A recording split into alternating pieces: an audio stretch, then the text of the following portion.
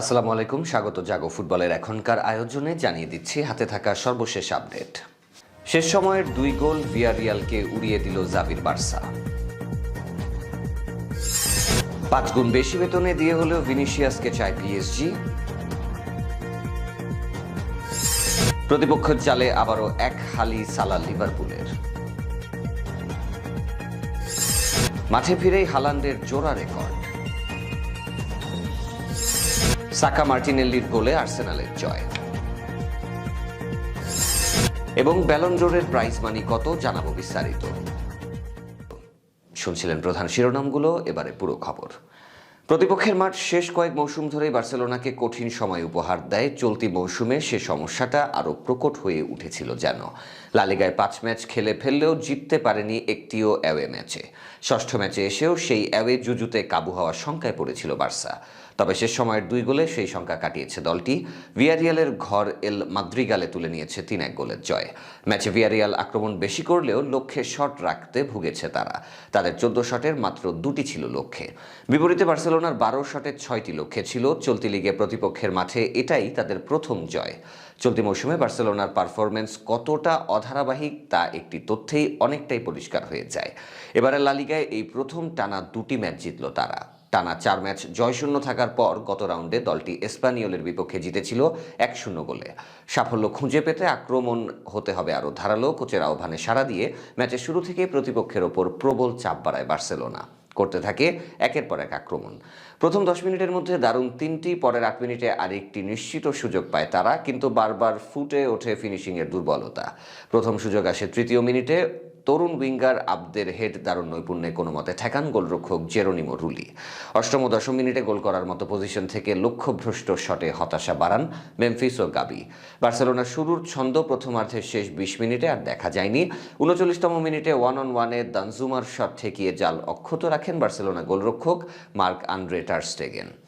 দ্বিতীয়ার্ধের শুরুতেই কাঙ্ক্ষিত গোল পেয়ে যায় বার্সেলোনা। বাঁ দিক থেকে জর্ডি আলবার গোলমুখে বাড়ানো ক্রসে মেমফিস ডিপায়ের টোকা ঠেকিয়ে দেন গোলরক্ষক, কিন্তু বল নিয়ন্ত্রণে রাখতে পারেননি তিনি।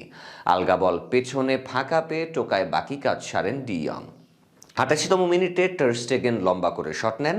নিজেদের ডি বক্সের সামনে থেকে হেডে গোলরক্ষককে ব্যাকপাস দেওয়ার চেষ্টা করেন ডিফেন্ডার এস্তুপিনান, কিন্তু তার দুর্বল প্রচেষ্টায় বল পেয়ে যায় মেমফিস।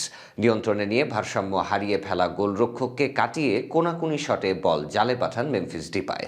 চলতি লা লিগায় 14 ম্যাচে বার্সেলোনার এটি মাত্র ষষ্ঠ জয়। সঙ্গে 5 ড্রতে 23 পয়েন্ট নিয়ে পয়েন্ট টেবিলের সাথে তারা। 16 পয়েন্ট নিয়ে 12 নম্বরে রয়েছে Villarreal. Cabelo e pelos no peito, o Barça vai vencer fora pela primeira vez na La Liga na temporada 21-22. E a alegria de Xavi. পিএসজির ক্রীড়া পরিচালক লিওনার্দো বাস্তব জীবনে ফিফা ক্যারিয়ার মোড খেলছেন। গত আগস্টে সামাজিক যোগাযোগ মাধ্যমে কৌতুকটা বেশ বাজার পেয়েছিল। পাবেই বা না কেন? ফুটবল বিষয়ক ভিডিও গেম ফিফায় যেমন চাইলেই অনেক খেলোয়াড়কে কেনা যায়, লিওনার্দো তেমনি পিএসজিতে তারকার হাট বসিয়েছেন। Neymar, Kylian Mbappe, Marco Verratti, Angel Di Maria তো ছিলেনই। এর সঙ্গে এবার পিএসজিতে লিওনেল মেসি আর সার্জিও রামোসকেও নিয়েছেন লিওনার্দো। এর সঙ্গে Jorginho, Wijnaldum, Achraf Hakimi, Gianluigi দন্নারুম্মাকে তো নিয়েছেনই। তবে এখন যে নতুন গুঞ্জন চাউর হয়েছে তাতে মনে হতে পারে অন্য ক্লাবে আর কোনো তারকাকেই বুঝি থাকতে দেবে না পিএসজি। একদিকে যখন পিএসজি থেকে এমবাপ্পের রিয়াল মাদ্রিদে যাওয়ার গুঞ্জন প্রতিদিনই আসছে সংবাদ মাধ্যমে, এরই মধ্যে করে নতুন গুঞ্জন ছড়িয়ে পড়ল প্রায় 5 গুণ বেতনের রিয়ালের ব্রাজিলিয়ান উইঙ্গার ভিনিসিয়াস জুনিয়রকে নিয়ে যেতে চায় পিএসজি। স্প্যানিশ সংবাদপত্র এবিসির সাংবাদিক থমাস গনজালেস মার্টিন তার লেখা প্রতিবেদনে আজ পিএসজির এই নতুন চাওয়ার কথা জানিয়েছেন। গুঞ্জনটা আরও জোর পাচ্ছে মাদ্রিদ বিষয়ক ব্লগ ম্যানেজিং মাদ্রিদে 2 সাংবাদিক লুকাস নাভারেতে ও কিয়ান সোভানির লেখায়। মাদ্রিদে ভিনিসিয়াসের বর্তমান চুক্তি শেষ হবে 2024 সালে। বর্তমান চুক্তিতে 21 বছর বয়সী ব্রাজিলিয়ান মৌসুমে 38 লাখ ইউরো বেতন পান বলে শোনা যায়। গুঞ্জন সত্যি হলে পিএসজি ভিনিসিয়াসকে মৌসুমে 1,70,00,000 ইউরো বেতনে 6 বছরের চুক্তির প্রস্তাব করছে।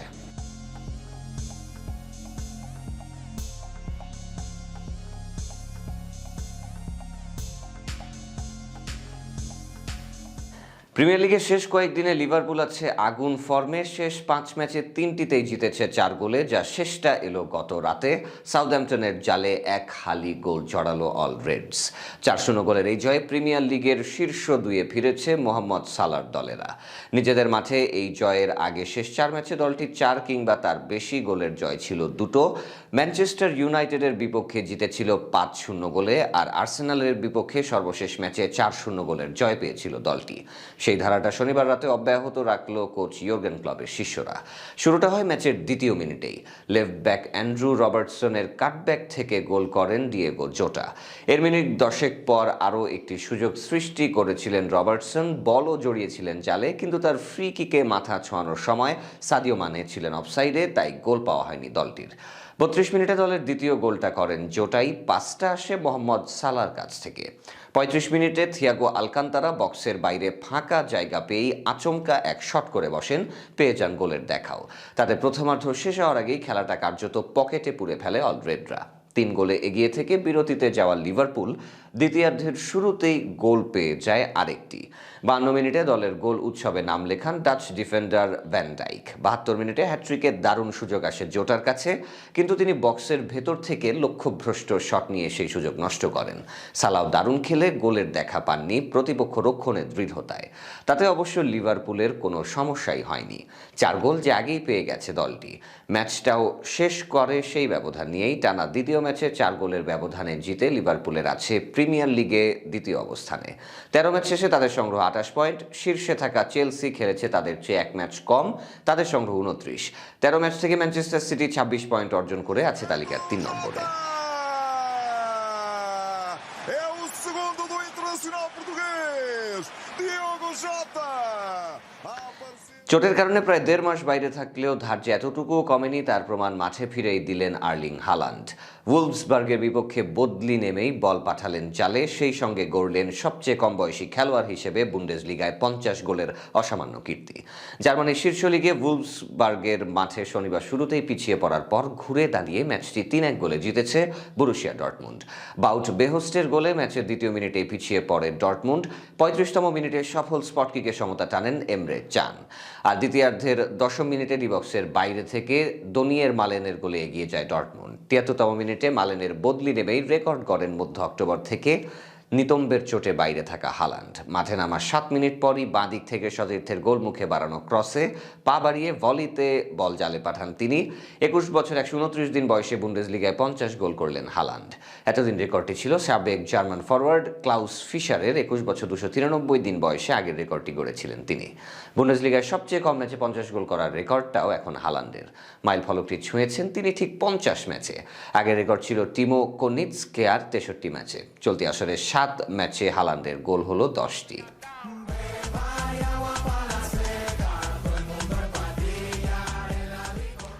ইংলিশ প্রিমিয়ার লিগে লিভারপুলের বিপক্ষে হারের ধাক্কা কাটিয়ে উঠেছে আর্সেনাল। আজকে নিউক্যাসলের বিপক্ষে ম্যাচে 2-0 গোলের জয় পেয়েছে তারা। নিজেদের মাঠে অনুষ্ঠিত এই ম্যাচে আর্সেনালের হয়ে গোল দুটি করেন সাকা এবং গ্যাব্রিয়েল মার্টিনেল্লি। আর এই জয় পয়েন্ট টেবিলের 5ম স্থানে উঠে এসেছে তারা। ম্যাচে 56 মিনিটে সাকা গোল করে এগিয়ে দেন আর্সেনালকে, কিন্তু এই গোলের মাত্র 8 মিনিট পরই মাঠ ছাড়তে হয় সাকাকে। সেখানে মাঠে নামেন গ্যাব্রিয়েল মার্টিনেল্লি। মাঠে নামার 2 মিনিটের মধ্যেই গোল করেন ব্রাজিলিয়ান এই তারকা। শেষ পর্যন্ত আর কোনো গোল না হলে ম্যাচে 2-0 গোলের জয় পায় আর্সেনাল।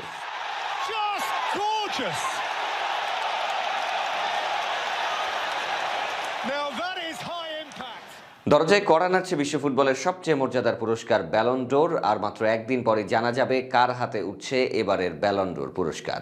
আগামী 29শে নভেম্বর প্যারিসের শ্যাটেলেট থিয়েটারেই ঘোষণা করা হবে বর্ষসেরা ফুটবলারের নাম। মর্যাদার দিকে ব্যালন ডোর এখন যে কোনো ফুটবল খেলোয়াড়দের স্বপ্নের পুরস্কার। তাহলে এত মর্যাদা, এত সম্মান যা পাওয়ার জন্য খেলোয়াড়দের এত পরিশ্রম, তার প্রাইজ মানি কত জানতে নিশ্চয়ই আগ্রহ জাগে আপনাদের মনে। ব্যালন ডোর জিতে কত টাকা পান ফুটবলাররা, এমন প্রশ্ন মনে উকি দিতেই পারে। তবে উত্তর শুনলে আপনার চোখ কপালে উঠবে, কেননা ব্যালন ডোরের প্রাইজ মানি যে মাত্র $3,500। ঠিকই শুনেছেন, মাত্র $3,500, যা বাংলাদেশি টাকায় প্রায় 3 লাখ। মনে প্রশ্ন আসতে পারে যে তাহলে কি যারা ব্যালন ডোর জেতেন তারা কি শুধু $3,500 পেয়ে থাকেন? উত্তরটা হবে না, তাদের আয় আরও অনেক বেশি। ব্যালন্ডোর জিতলে যা প্রাইজ মানি পাবে তার সঙ্গে সম্পৃক্ত স্পন্সর, ক্লাবের ব্র্যান্ড ভ্যালু থেকে বিশাল অঙ্কের টাকা আসে।